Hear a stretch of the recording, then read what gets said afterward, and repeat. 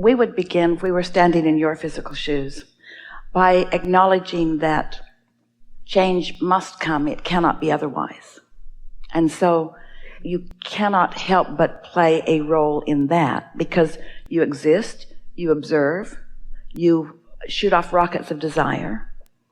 But it's helpful to talk about how any creation happens, and isn't all creation change?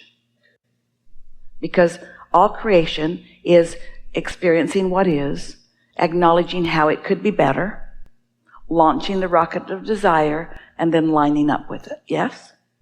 So what you might say is, there are a couple of steps that we get to play in this change that we were born to be a part of. We can do the asking part, which we can't help but do that. We can be step 1. Source is going to be step 2. The vortex, the law of attraction, the cooperative components gathered. When you ask, it is given. Someone should write a book about that. So we're using your perspective and your words, we can be step 1 part of the change, where we focus, we really see the injustices, we launch strong rockets of desire because we expose ourselves to strong momentum of unwanted. And so we're part of the big rocket of desire where we not only want, but we demand something to be different. And we can be a part of the allowing part of it, the receiving mode part of it. Whereas once we've asked for the change, that we stand in vibrational alignment by focusing upon what we're looking for, not what we're pushing against. So that we can be the receivers of the thought, so that we can be the receivers of the perfect timing, so that we can say the right words, so that we can stand at the right place in the right time. Because what so many young people, or not so young people, are translating this conversation to be is that we have to push hard against what we don't want. And of course, step 1 matters in the equation. But if you stay only in step 1, then you deprive yourself of the connection, of the clarity, of the receiving, of the getting to stand as witness of the improvement. And that's why so much goes so slowly. The protest lasts too long, and people hold themselves in defiance of their own desires. But you must teach to the clarity of your example. And the thing that happens to so many people that want to lead movements is that they have discovered that the majority of the population of the planet, the majority of those people are in step 1, pushing hard against step 1. And so in order to get their attention, you have to do that too. And then you defeat your own platform, because you can't be in step 1 and step 3 at the same time. Step 1 is the asking mode. Step 3 is the listening mode, the receiving mode. So our encouragement is that you dart in and out. Get in step 1. Get yourself stirred up. Identify your cause, not your problem, your cause, your claim to improvement, what you prefer, and then focus on that and just pay attention. Find satisfying thoughts. We are never encouragers of avoiding step 1.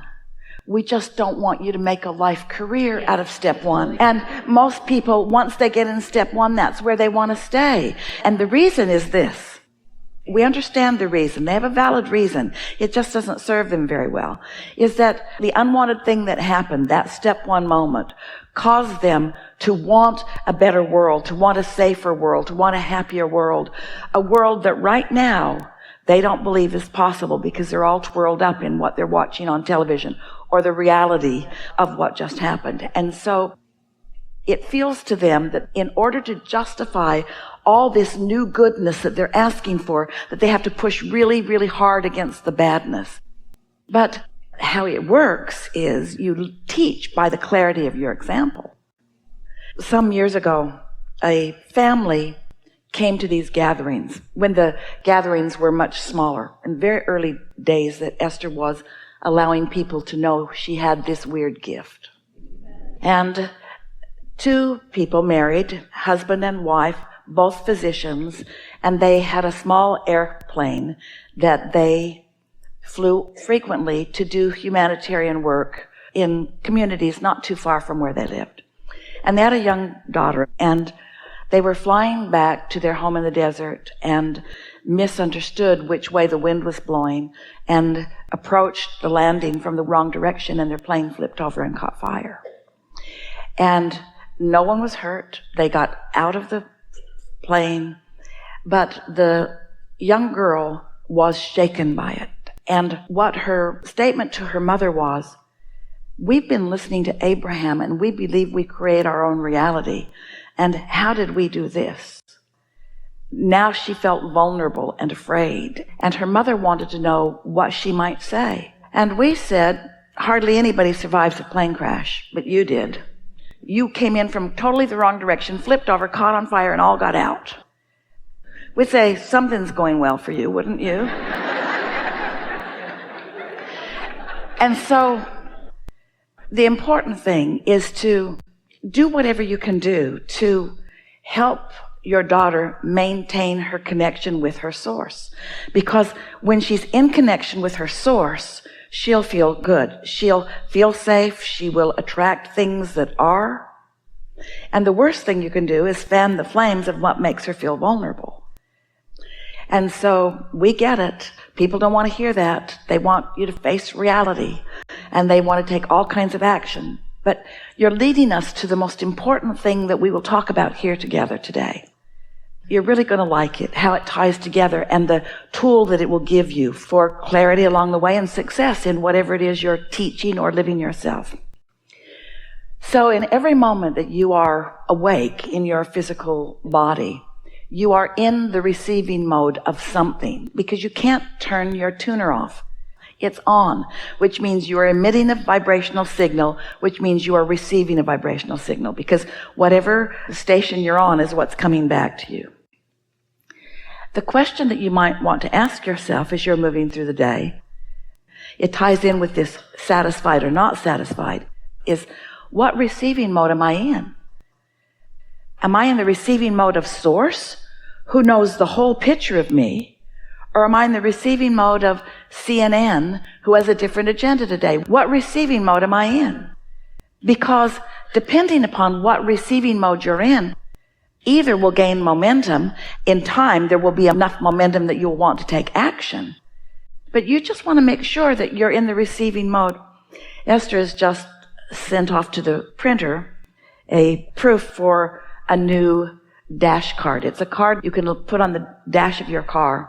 It was either that or a bumper sticker, and she didn't think it was a good idea for you to run around with a bumper sticker that said under the influence.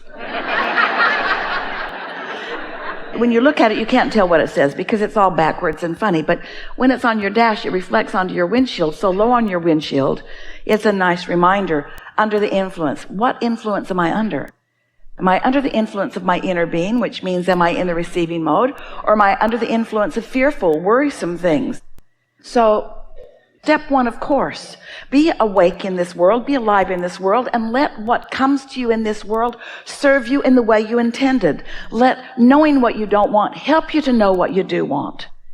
For example, when you're listening, when you're under the influence of source, the eventual ideas that will flow to you will be ideas such as offering love as often as you can, and noticing in advance those who are feeling like fish out of water, and maybe doing something to soothe them before they feel so disenfranchised and misunderstood that they are actually in a place that as they're trying to move up the emotional scale, they move into revenge.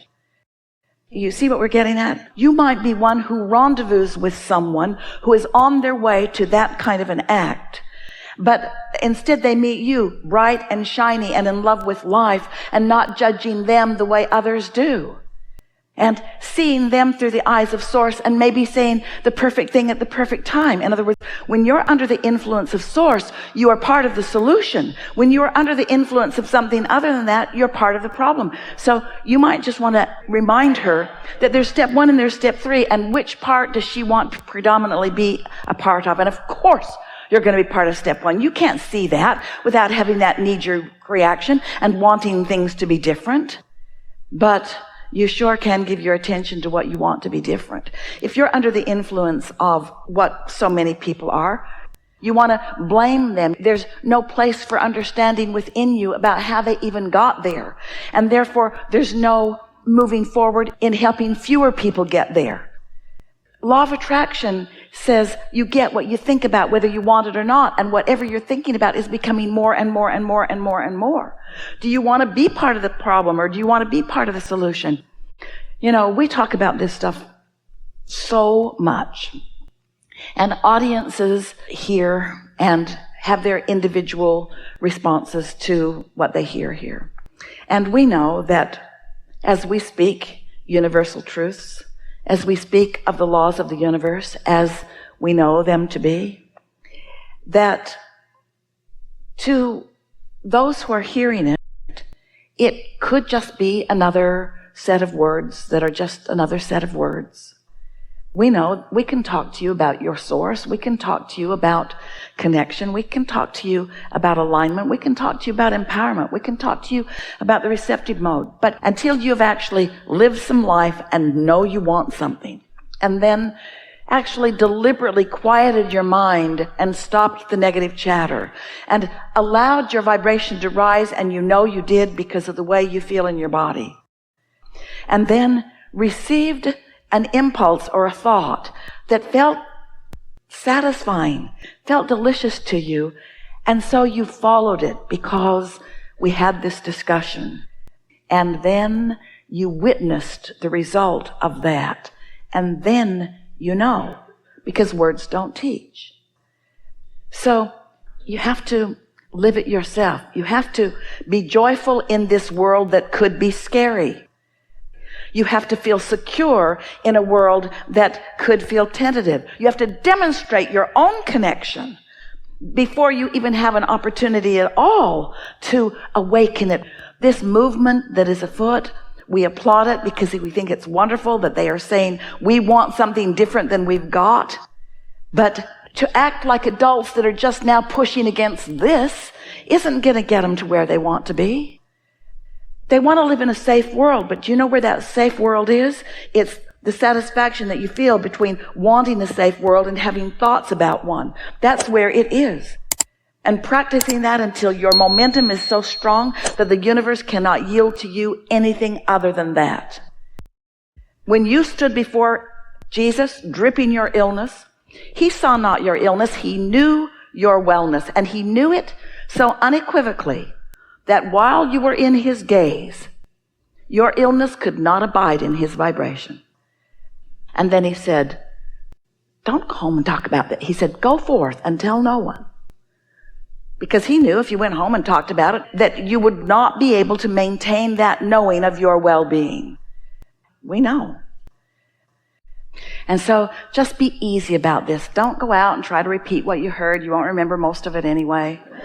Just reach for as much satisfaction in thought as you can find and take it really, really, really, really easy. Your vortex is so full of wonderful things, and you have guidance within you that is so extra active right now because you've been in the receiving mode off and on, but mostly on, and you're in a different vibrational place, which means your point of attraction has shifted, and your relationship with everyone on the planet is different now than it was before. So your ability to recognize that receiving mode or not, there'll be more keen awareness within you. These are really good times. These are really good times. There's more contrast, which means there's more expansion. And now with this knowledge, there will be more keeping up with your expansion, which means there'll be more joy, which is what it's all about, yes? There is great love here for you. And as always, we remain joyously and stubbornly in your vortex. Yeah.